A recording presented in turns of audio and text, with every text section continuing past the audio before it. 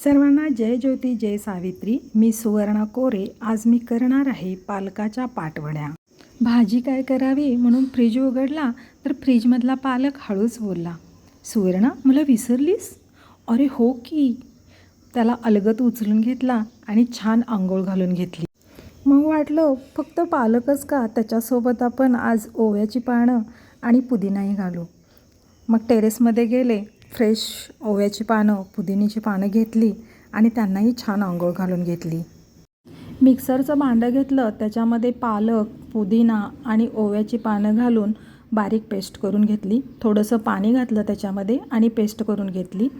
एका भांड्यामध्ये बेसन पीठ घेतलं आणि त्याच्यामध्ये पालकाची पेस्ट घातली आणि मिक्स करून घेतलं. नंतर त्यामध्ये ठेचलेली मिरची घातली आणि मिक्स करून घेतलं.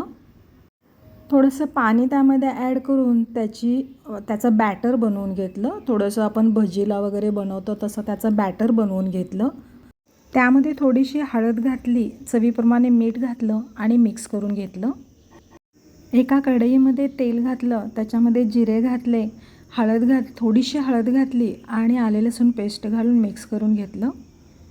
आता त्यामध्ये तयार बॅटर घातलं आणि मिक्स करून घेतलं आणि ते छान शिजवून घेतलं. त्याला 1-2 वाफ दिल्या आणि छान पीठ शिजल्यानंतर पोळपाट घेऊन पोळपाटला तेल लावलं आणि त्याच्यावरती तयार मिश्रण घालून ते चौकोनी असं लाटून घेतलं. त्याच्यावरती थोडंसं खोबरं घातलं आणि ते लाटून घेतलं.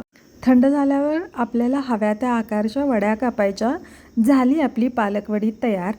तर तुम्हाला कशी वाटली माझी ही पालकवडीची रेसिपी मला नक्की सांगा आणि चॅनलला लाईक शेअर सबस्क्राईब करायला विसरू नका.